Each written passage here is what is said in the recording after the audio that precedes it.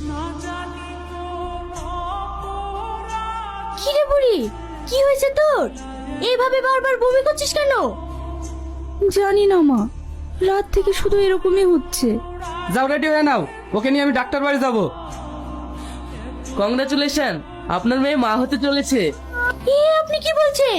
আমার মেয়ে তো কোনো বিয়ে দিইনি, ওর পেটে বাচ্চা কি করে আসবে? দেখেন, আপনাদের রিপোর্টে কোথাও ভুল আছে। দেখুন, রিপোর্টে কোনো ভুল নেই, এখানে যা আছে সেটাই বলছি। আমার সব মান সম্মান শেষ করে দিল গো। এখন আমি সমাজে মুখ দেখাবো কি করে?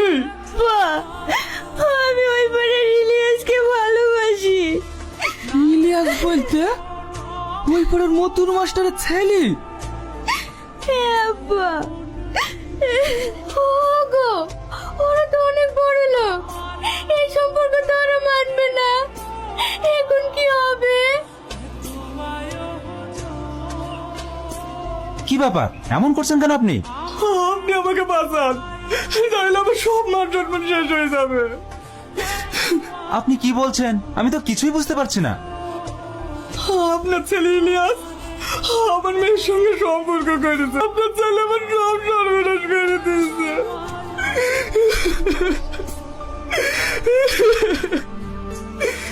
দোহাই আপনার, আপনি আপনার ছেলের সাথে আমার মেয়ের বিয়েটা দেন, তাহলে আমি সমাজে মুখ দেখাতে পারবো না। কি বলছেন এসব? আপনার মাথা ঠিক আছে তো? আমার ছেলে কখনো এটা করতে পারে না। আপনার মেয়ে বাইরে কার সঙ্গে নোংরামি করে এখন আমার ছেলের ঘাড়ে দোষটা পাচ্ছেন? বুঝতে পারছো না? আমাদের টাকা পয়সা আছে রেখে ওর ওই নোংরা মেয়েকে আমার ছেলের ঘরে চাপাতে চাইছে। ছি ছি ছি, এত নোংরা মেয়ে! ওই মেয়েকে তো পাড়া থেকে তাড়িয়ে দেওয়া দরকার। এই মেয়েকে কেন, ওর ফ্যামিলিকে পাড়া থেকে তাড়িয়ে দেওয়া দরকার। ওসব অন্য কিছু না, বাপ মায়ের প্ল্যান নোংরা পাতে টাকা ইনকাম করা। এখন ধরা পড়ে গেছে। সে এসব কথা শোনাও পাপ। তুই আসবি তো, একবার ফোন করে আসতে হয় না? আমি যেটা জানতে এসেছি সেটা বলো। কি জানতে চাস? সানিয়া কোথায়? ও তো কবেই মারা গিয়েছে, তোকে বলিনি? মিথ্যে কথা। আমার কথা বিশ্বাস হচ্ছে না?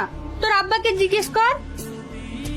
তোমরা একটা নিরপরাধ মেয়েকে কলঙ্কের দাগ লাগিয়ে গ্রাম ছেড়ে করেছো, যার কোনো দোষ ছিল না। ছি, তোমরা যেটা করেছো সেটা ভাবতেও আমার ঘৃণা হচ্ছে। শোন, আমরা যেটা করেছি সেটা তোর ভালোর জন্যই করেছি। রাখো তোমার ভালো। তোমরা তোমার ছেলের ভালো দেখতে গিয়ে একটা মেয়ের জীবন শেষ করে দিয়েছো, একটা ফ্যামিলি শেষ করে দিয়েছো। আমি তোমাদের কখনো ক্ষমা করবো না, কখনো না। বাবু যাস না।